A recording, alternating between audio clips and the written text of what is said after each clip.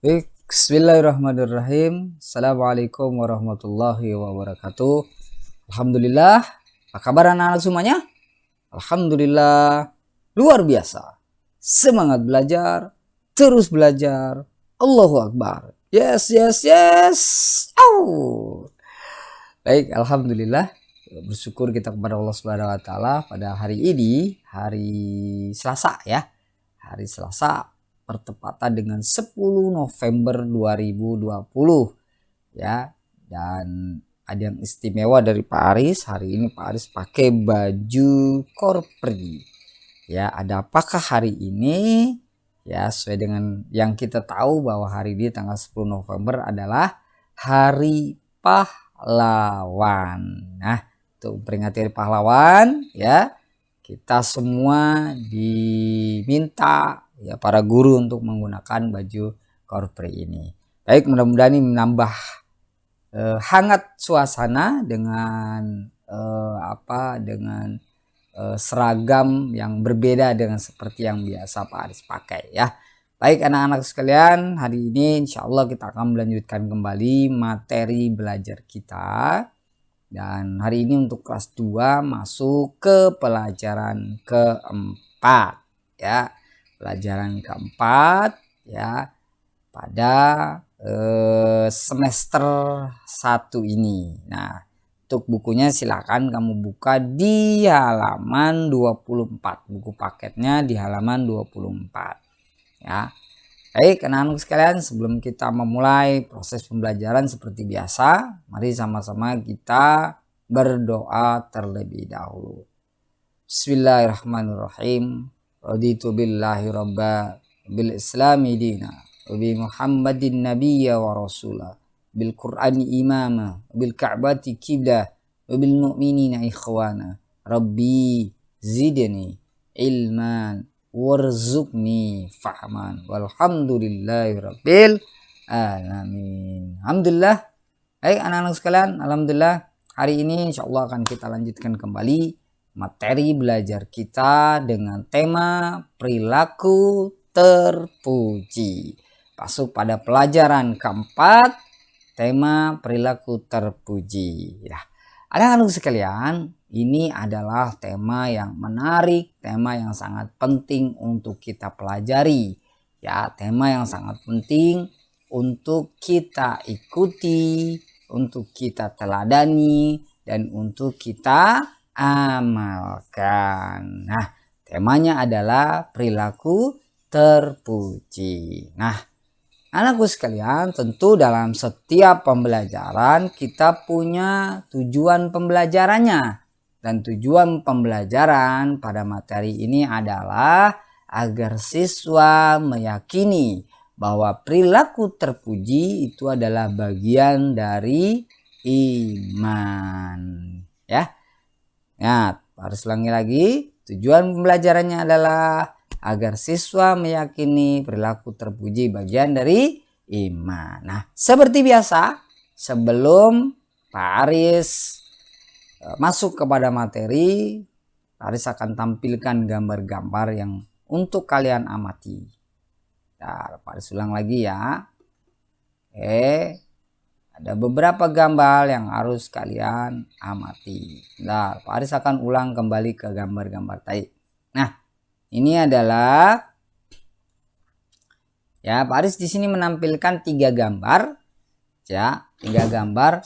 Amati gambar tersebut dan tuliskan, ulang lagi. Amati gambar tersebut dan tuliskan pendapatmu tentang gambar tersebut.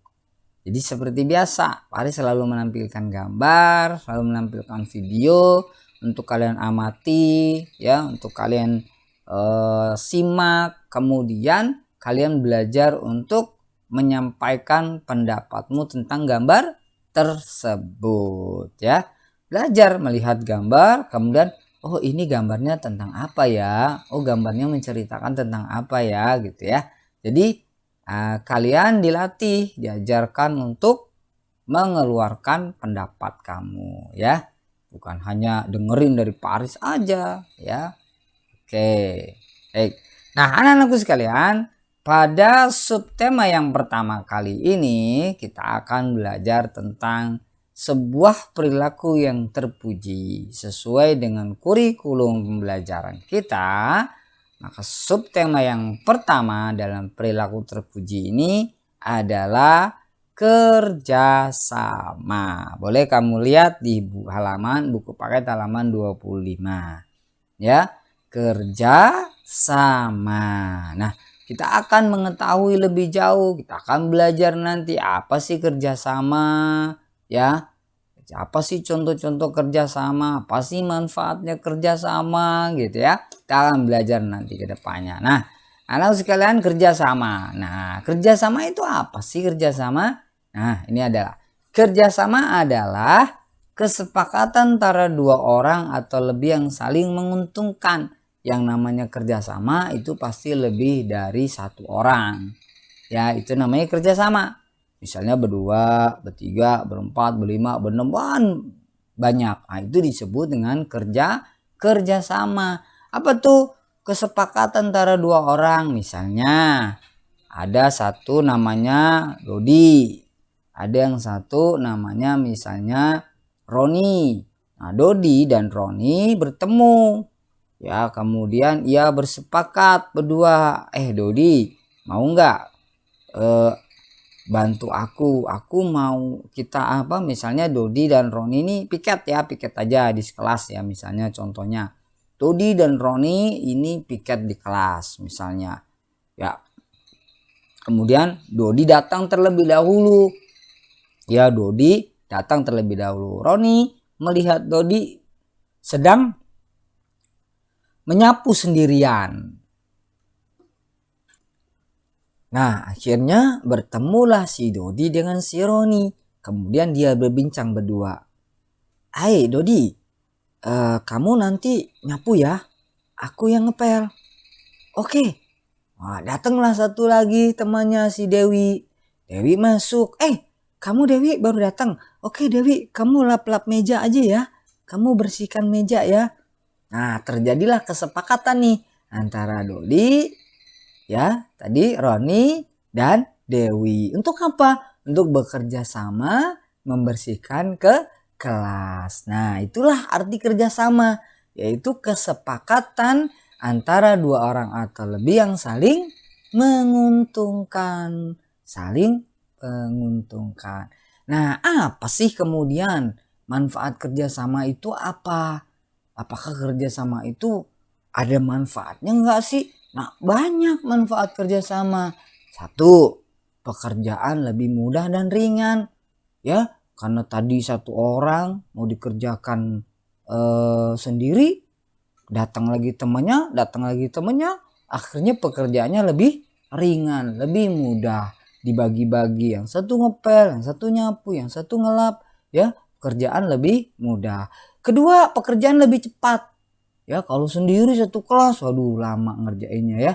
Tapi karena bertiga, tambah lagi yang rame lagi, maka pekerjaan lebih cepat. Apalagi manfaat kerjasama? Menumbuhkan semangat kesatuan dan persatuan. Jadi timbul rasa kebersamaannya. Ya, timbul rasa persatuannya. Sama-sama ingin membantu, saling membantu sama satu sama lain ya. Dan yang keempat, menumbuhkan semangat gotong royong, semangat bersama-sama, mengerjakan sesuatu dengan bersama-sama, menyelesaikan sesuatu dengan bersama-sama ya. Kecuali ada loh yang nggak boleh dilakukan dengan bersama-sama. Apa contohnya? Misalnya ya, kerjasama itu bagus, tapi ada yang nggak boleh dilakukan secara bersama-sama. Apa itu yang nggak boleh dilakukan? Contohnya, ayo. Nah, misalnya, coba kamu pikirin, kalau kerjasama yang nggak boleh itu apa aja sih? Ayo, siapa yang bisa jawab? Nah, boleh disampaikan ke orang tuanya, Mama, kalau kerjasama ini boleh nggak, Mama kalau kerjasama begini boleh nggak? Ayo coba nanti mamanya yang nilai ya. Boleh nanti sampaikan ke mamanya apa ya. Oke ya. Nanti oke ya. Nah, tadi sudah bisa menganalisa mana kerjasama yang boleh dilakukan, mana kerjasama yang tidak boleh dilakukan. Nah, contoh-contoh misalnya kerjasama yang tidak boleh dilakukan adalah kerjasama untuk berbuat keburukan. Nah, Paris ulang lagi ya, tadi terlalu cepat. Kerjasama untuk berbuat keburukan. Contoh, misalnya apa? Misalnya si Tony dengan si David. Tony dan David kemudian bicara berdua. Tony mengajak David untuk ngambil barang temennya. David, nanti kalau pas olahraga kan sepi tuh. Kita ambil uangnya Doni yuk di tas. Nah, ini adalah kerjasama.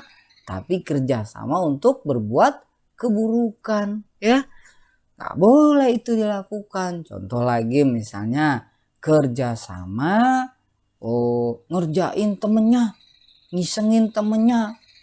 Ya, misalnya nanti yuk nanti kalau ada Sinta masuk kita gelapin lampunya, kita takut-takutin. Waduh, padahal Sinta udah anak yang takut oleh kegelapan, dikerjain seperti itu. Nah, ini adalah contoh kerjasama untuk berbuat keburukan. Contoh misalnya kerjasama berbuat keburukan di kelas apa? Misalnya saling menyontek, ya nggak boleh. Kalau saat ulangan, saat ujian itu sendiri-sendiri. Ini kerjasama. Kamu nomor apa? Kamu nomor 5 apa? Wah, ini adalah bentuk kerjasama untuk berbuat keburukan. Nah, banyak contoh lagi kerjasama yang tidak boleh. Ya, kerjasama untuk berbuat keburukan, berbuat kejahatan. Nah, ini tidak boleh untuk kita lakukan ya. Oke, mengenal sekalian sudah paham ya kerjasama. Nah, coba sekarang kita akan masuk ke subtema yang kedua. Apa subtema yang kedua? Yaitu tolong menolong ya. Pak Aris lupa nulis B-nya di situ ya. Bapak ya. Tolong menolong. Bisa kamu buka di halaman 28. Ya, bisa kamu buka di halaman 28. Nah, di halaman 28 itu tolong menolong. Nah, coba lihat di gambar itu. Di gambar itu ada seorang anak yang sedang menyeberangkan seorang nenek. Wah, luar biasa ya. Ini sikap baik, perilaku terpuji yang patut kita contoh, yang patut kita teladani. Tolong menolong apa aja sih? Banyak hal ya yang bisa kita lakukan untuk menolong, untuk saling tolong menolong. Contoh kecil misalnya menolong temannya yang terjatuh ya, dibangunin, nggak dikatain, nggak disyukurin ya, terus diangkat, dibantu ya, diobati jika sakit. Nah, ini adalah sikap tolong menolong. Apalagi misalnya di dalam kelas kalau ada temennya nggak ada buku, nggak ada pensil, nggak ada pulpen, kita punya kelebihan, nah kita bantu. Itu adalah sikap tolong menolong ya, menolong keluarga, menolong orang tua, menolong kakak, menolong adik ya, dan lain-lain. Nah, banyak sikap tolong menolong yang bisa kita lakukan. Nah, apa sih tolong menolong itu? Nah, tolong menolong itu adalah saling membantu antar sesama manusia untuk tujuan yang baik ya, untuk tujuan yang baik. Sekali lagi, kalau kita tolong menolong untuk tujuan yang tidak baik juga nggak boleh. Sama dengan kerjasama tadi ya, sesuatu kalau dilakukan untuk tujuan yang tidak baik maka itu tidak diperbolehkan ya. Saya kan cuma nolongin dia, ngasih contekan, nah nggak boleh ya. Sama aja kita Kalau kita memberikan contekan kepada teman kita, sebenarnya kita mengajarkan bodoh sama teman kita. Kenapa? Karena teman kita nggak mau mikir jadinya. Maunya nyontek, maunya dikasih. Ya, kita seolah-olah itu adalah menolong. Padahal itu perbuatannya yang salah. Ya, salah. Karena tolong menolong ya itu untuk tujuan yang tidak baik ya. Banyak apa tolong menolong untuk tujuan tidak baik ya, misalnya menolong teman yang ingin mengambil barang orang lain ya. Saya hanya nolongin kok Pak, dia mau ngambil duitnya si Sinta misalnya, saya hanya nolongin doang, ngeliatin lokasi ya, ngawasin yang lainnya. Nah ini sama aja, tidak boleh. Kita akan mendapatkan dosa yang sama dengan apa yang dilakukan oleh teman kalian ya. Sama, nggak boleh. Kalau diajak sesuatu untuk hal yang nggak baik, nggak usah mau, hindarin, tinggalkan ya. Aku nggak mau itu nggak boleh. Nasehatin teman kita. Nah ya, itu tolong menolong. Ingat, tolong menolong adalah saling membantu antar sesama manusia untuk tujuan yang baik. Nah, ingat satu pesan dari Rasulullah Shallallahu Alaihi Wasallam kepada kita.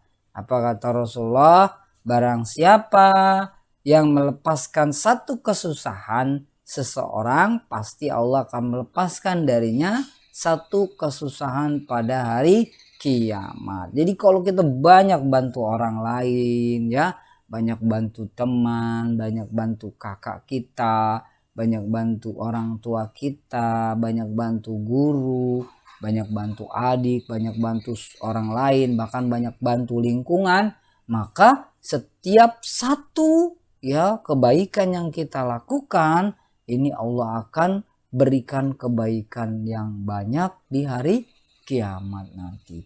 Jadi kalau misalnya ada teman kita lagi susah, hari ini lagi bersedih, misalnya dia nggak punya uang, mamanya nggak ada uang untuk diberikan ya, dia bersedih tidak bisa jajan, maka kita bantu itu, kita sudah melepaskan satu kesusahan teman kita. Allah akan melepaskan kesusahan kita nanti di hari kiamat ya.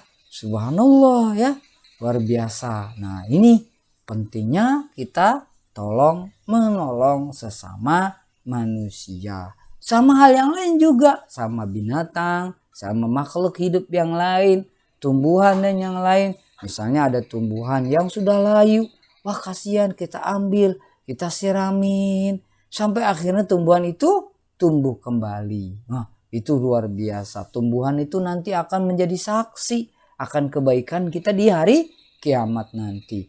Ada hewan yang sedang sakit, ada hewan yang lapar, kita sedang makan, hewan yang lapar, kasihkan hewan itu makanan kita sedikit, maka kita sudah melepaskan satu kesusahan dari hewan itu.